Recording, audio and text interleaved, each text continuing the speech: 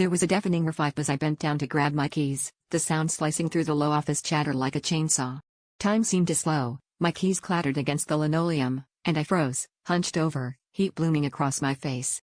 Of course, it had to happen right as Jenna from marketing, my office crush, wearer of perfect eyeliner and possessor of the world's most intimidating smile, rounded the corner, coffee in hand, and locked eyes with me. I could feel a cold draft on the back of my upper thigh, unmistakable evidence that my pants were now, basically, two separate garments. Without thinking, I tried to stand up straight, but that only made the tear worse, the fabric flapping gently as I moved. Jenna's eyes flicked down, then snapped back up to my face, but there was no mistaking the tiny twitch at the corner of her mouth. You dropped these," she said, holding out my keys, her tone unnervingly neutral. I reached out, desperately trying to keep my jacket tucked down over the gaping hole, but it was no use. My jacket barely covered my waistband, and I'm pretty sure the faded pattern of my boxers was now office knowledge. I mumbled something that was supposed to sound like thanks, but came out more like a dying animal.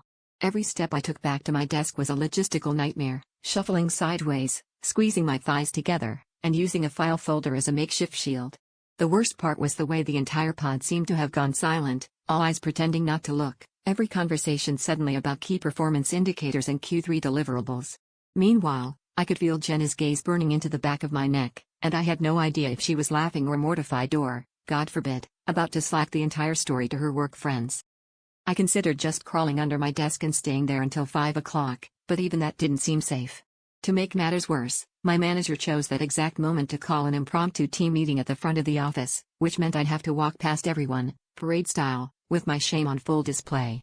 The air conditioning kicked on, sending a faint whoosh of cold air right through the rip and raising goosebumps on my skin. For a split second, I wondered if pretending to faint might be less humiliating than what was about to happen.